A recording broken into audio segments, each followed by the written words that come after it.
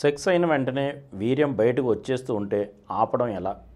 Sex అయినంటే వీర్యం బయట రావడం అనేది జరగదండి. నాకు మనం చాలామంది లేడీస్లో ఏదంటే అపోయిందంటే మాకు సెక్స్ అయిపోయి మా ఆయన వీర్యం అంతా బయటకు వచ్చేస్తానండి, ఎలాగండి దీన్ని ఆపాలి, నాకు కడుపు రావాలి కదా అంటారు. ఆ వచ్చే సెక్స్లో పాల్గొన్నప్పుడు ప్రతి స్త్రీలోనూ యోని లోపల ద్రవాలు ఊరుతాయి. మగవాడికి సెక్స్ వీర్యం పడుతున్నా పడదా?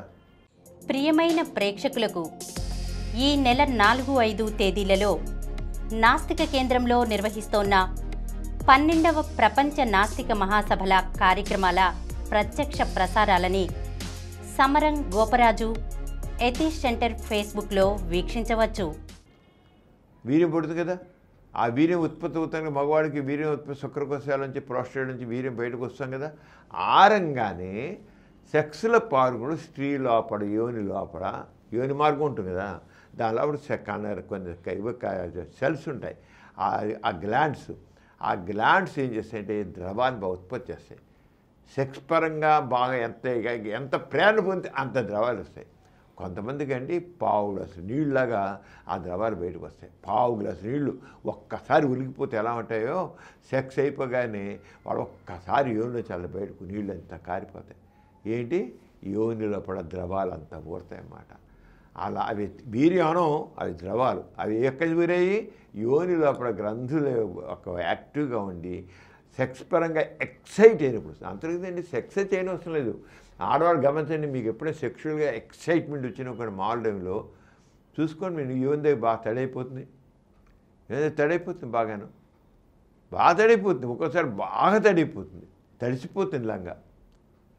సెక్షువల్ ఎక్సైట్మెంట్, సెక్స్ పాల్గొసంలా ఏం చేసాం మీరు ఫింగరింగ్ కూడా చేయనవసరంలా ద్రవాలు పడతాయి. అంటే అక్కడ గ్రంథులు యాక్టివేట్ చేస్తాయి అన్నమాట. యాక్టివేట్ అయ్యి ద్రవాల్ని స్రవిస్తాయి. దాని లక్షణం అంతే. అంటే వీరు ఎప్పుడు కూడా రాదండి. ఎందుకు రాదంటే అక్కడ వీరు చిక్కగా ఉంటుంది.